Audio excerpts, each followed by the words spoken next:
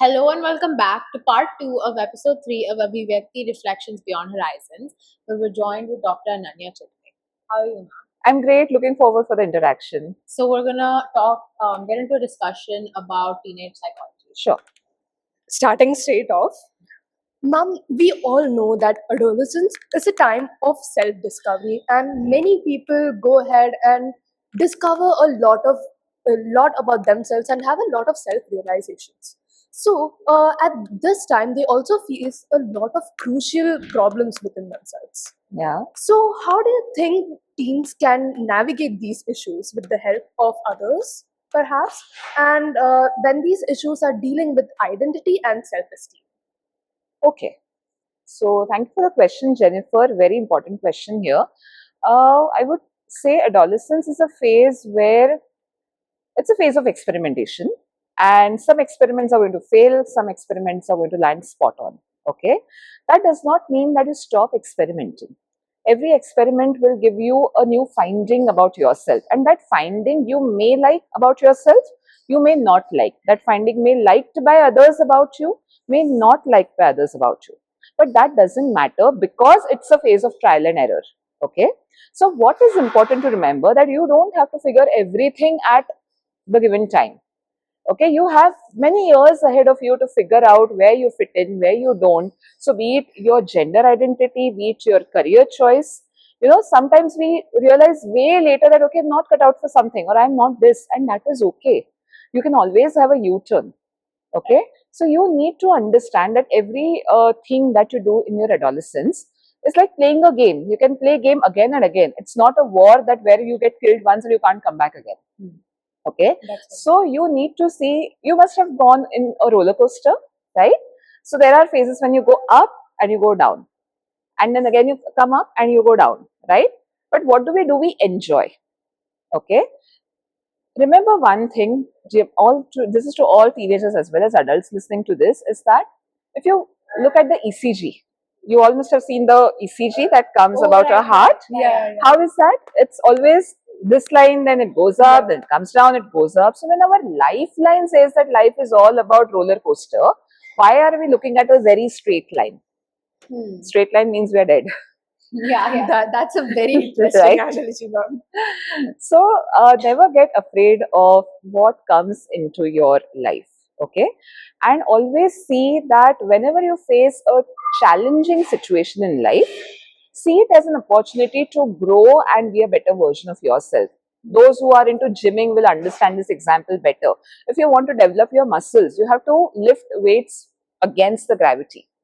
Okay, initially the muscles are going to pain, but only that's how your muscles develop. So if you want to become stronger emotionally and mentally, the way to navigate to the challenges that are put onto you during your adolescent years is to take them challenges as if you're lifting weights against gravity. Okay, and that is how you can become stronger when it comes to your mind as well, right? So this is what I would suggest in short, how you can navigate through it by this approach. I think in today's day and age, there's a lot of things beyond our control. Yeah. A lot of things that we're exposed to that, later on we would have wished that we weren't exposed. Like we would choose not to. Agreed. So when it comes to certain information or media that we perceive, how does one filter through like the things that truly have some utility and things that are just mindless consumption? Yeah, okay. Another good question, Aparna, because yes, information abundance is the problem that we all face, and especially teenagers. The way to filter out the content is in two ways how you can do it.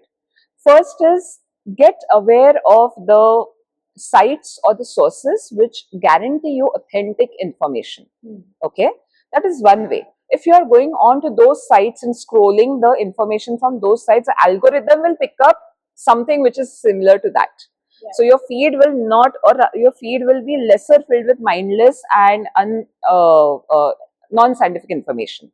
And second is always have a filter for your own mind, that whatever I am looking at on my screen or reading or or getting exposed to, is it helping me to grow in some way or the other? That is one question that we should constantly ask ourselves.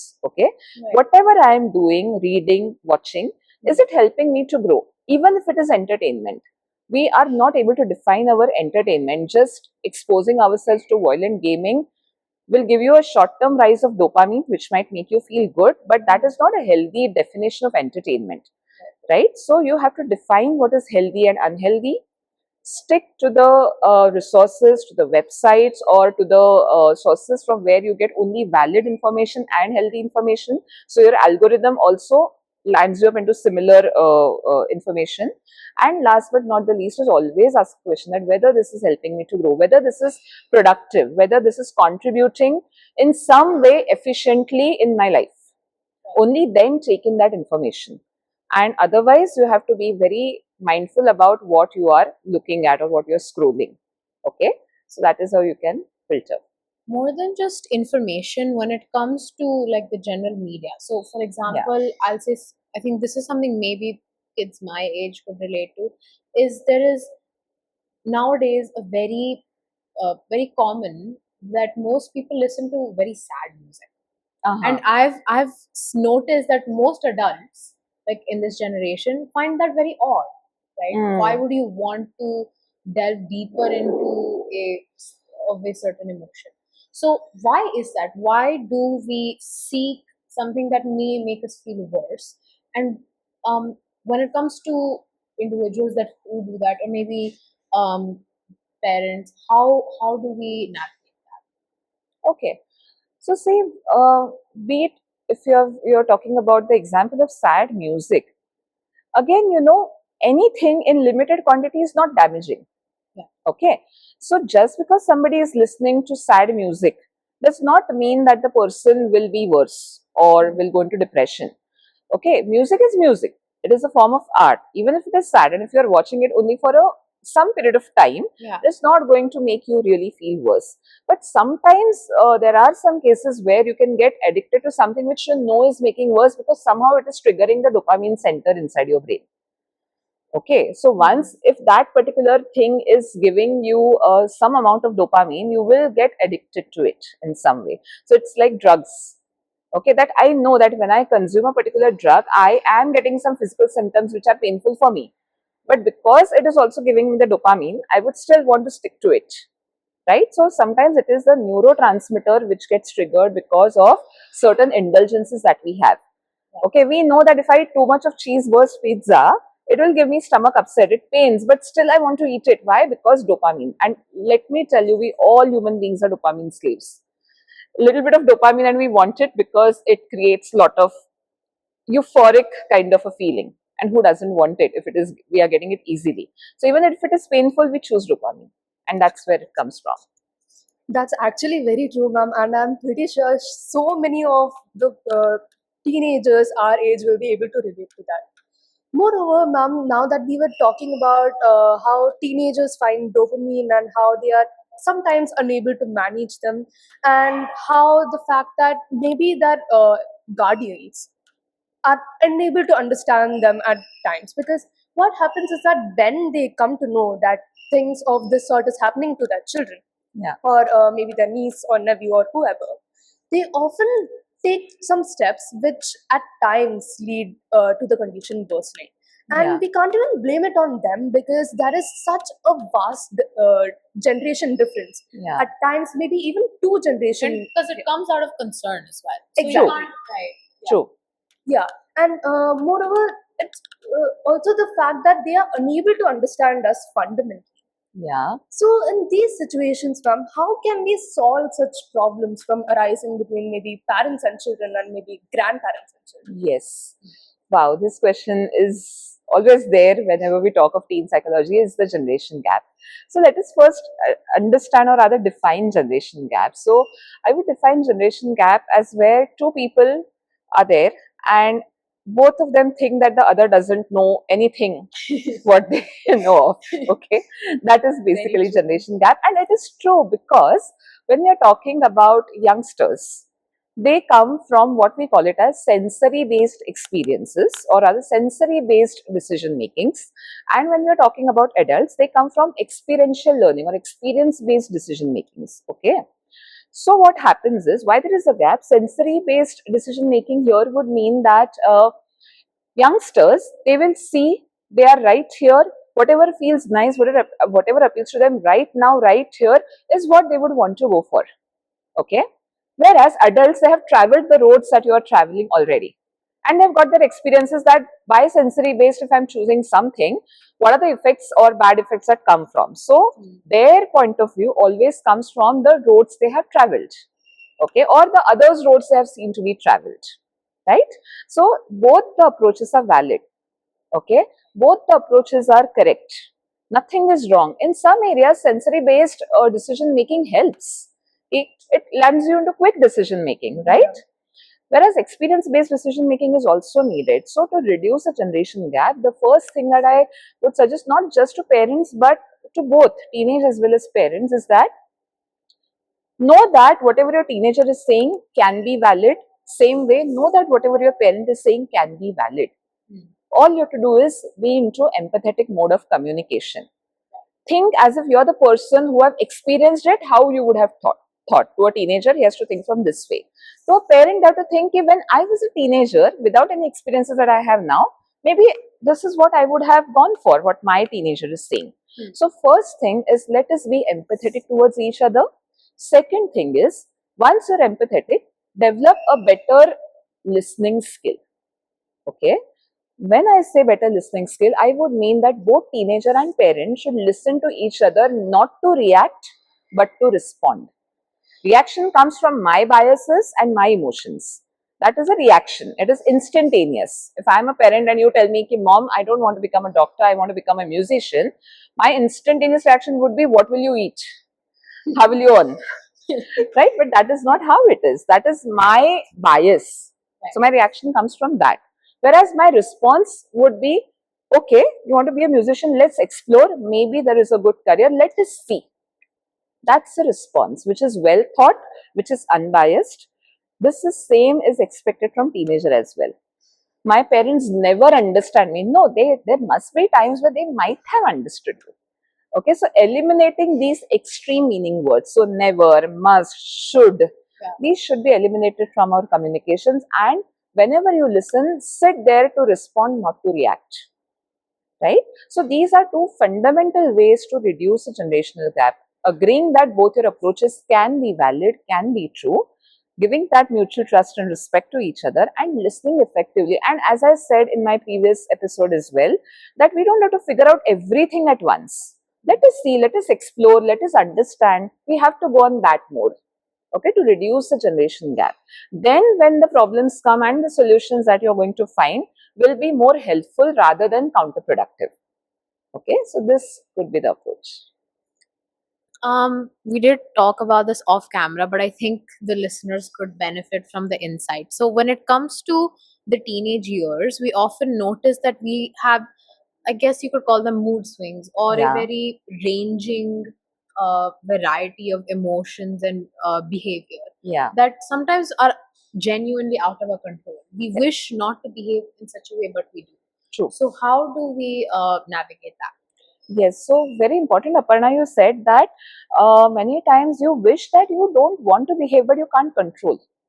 Okay, this is something all parents should understand, all teenagers also, because our behaviors and emotions are also ruled by our hormones and neurotransmitters, which are the biological aspects of our emotions and overall mental health. And sometimes we cannot override our biology. We cannot override our hormones and neurotransmitters. Okay. And that is where, how we can then manage in such situations is that when you know, okay, this is not me, this is not how I would have been otherwise. So you should know, okay, this is probably my hormones speaking. So when I am thinking that I should just go and have a smoke, doesn't matter. Probably it's a dopamine speaking, which is telling you, go there and have a smoke. All we can do is you should be mindful there, aware, self-aware there. Okay, this is my hormone speaking, my neurotransmitter speaking. So let me not act according to it. See, your thoughts and impulses may not be in your control, but your actions can be in your control. You know, you must have experienced that you are feeling terribly angry for somebody and you really want to slap that person, but you don't land up slapping that person. Why? Thoughts are there, impulse is there, but you control your action. Right? So sometimes when we are bothered by too many thoughts or bothered by impulses or bothered by our moods, very important is to identify, okay, this is my neurotransmitter, this is my hormone.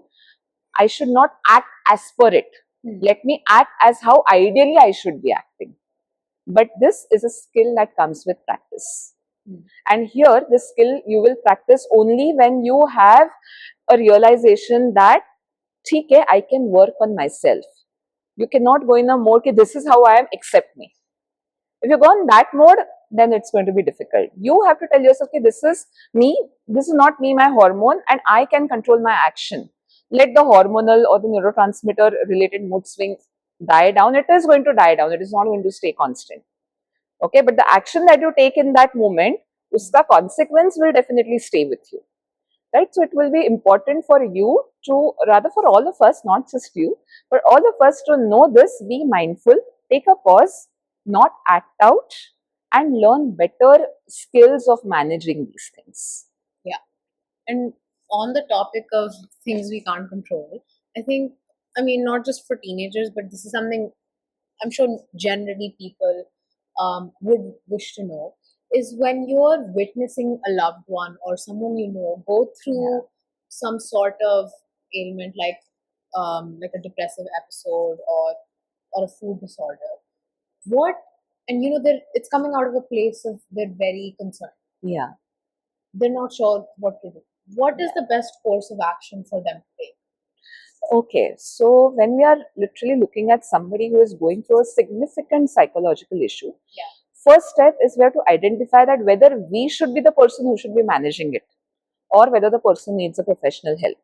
Okay, because the problem comes that we do not see mental health issues from the same lens as we see physical health issues. If my child gets fever, I might try some home remedies, maybe for a few hours, or maybe because now I am aware, I might try crocin, paracetamol. But I know that, okay, this is, after this, I have to take him to a doctor if it doesn't settle. Are we doing the same when it comes to mental health issue with our loved ones, right? There, the concept goes like, you have to be stronger, don't fall weak. Look at this person, look at that person, they have so many challenges, this is nothing in comparison to what you're going through. All this is absolutely counterproductive and damaging. This will only invalidate what the person is going through, and it will only make the person feel more depressed and worse, right? So it is important to know that you should not be therapist when you're not qualified to. If you are a parent, you be a parent, support and take it to a professional counselor. Okay. Also, let me tell you, when it comes to proper mental health issues or psychiatry, there are some cases where actually counseling can make the patient worse. Okay. Yeah. So there are conditions. What kind of cases would you So say? diagnostically, if you ask me, bipolar mood disorders, when the person is in severe state of mania or hypomania, counseling is contraindicated. Okay. And that is the time where, if you are trying with a good intention, you're trying to help your loved one, ki, okay, don't worry, things are going to be fine, the person is only going to be worse. Think rationally, think logically, but the condition is not such where rationality can hit the person. So it is very crucial that when you see somebody suffering from any psychological issue, it could be even milder. See, we don't have to wait till the person is in a very bad shape. Do we wait when it comes to physical health? No. We go to doctor immediately when we know ki 1-2 din ho gaye, 1 to 3 days have gone and person is not better. Same approach we have to take with psychological health issues too. Okay, you have to do the role of supporting person, a caretaker, but not to become a counselor if you're not qualified to. And even if you're qualified, don't be, because as a counselor you are going to be biased. So when I have my child going through something, I don't do the counseling of my child. I take him to a therapist. Right? So this is something we have to remember, that please take professional help. And all you have to do as a support person or as a caretaker person is become empathetic. Be empathetic, validate whatever experience the person has rather than comparing or telling him to become stronger. You just don't become stronger by saying. So validation, support, and unbiased approach towards the person, and no comparison is what you should definitely do as a person, uh, as a caretaker or a supporter. Thank you so much, ma'am. In fact, I think that in fact clarifies so many doubts for so many people.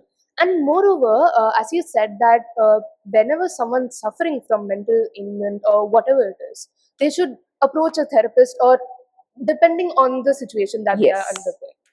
Ma'am, but then the thing is that many people who think that they are normal also go through stigma to like if they Yeah, want true. to get support, if they wish to get support, even if they feel like they are normal. But then Yeah. there are so many myths, there are so many stereotypes surrounding it. So how do you think they can break free from them? Yeah, okay, very good question, because stigma is something which prevents lot of individuals to connect with professionals. Interestingly, I would like to bring in here an initiative by Government of India, which is Tele Mental Health Service, which Government of India has provided. It's a toll-free number. All of you can just Google Telemanas and you will get a toll-free number which is there 24/7. And whenever you are going through something and you are not able to reach out to a professional because you feel afraid that what if somebody sees me that I'm visiting to a psychologist or a therapist, or maybe you are not affording for that matter, or maybe there is no access for good counselors around you, then at least you all have is connect with the toll-free number of Telemanas and you will have a professional counselor guiding you even at midnight or 2 a.m. in the midnight. Right? So that is one way which I would suggest everybody should avail that service. It's a fantastic service.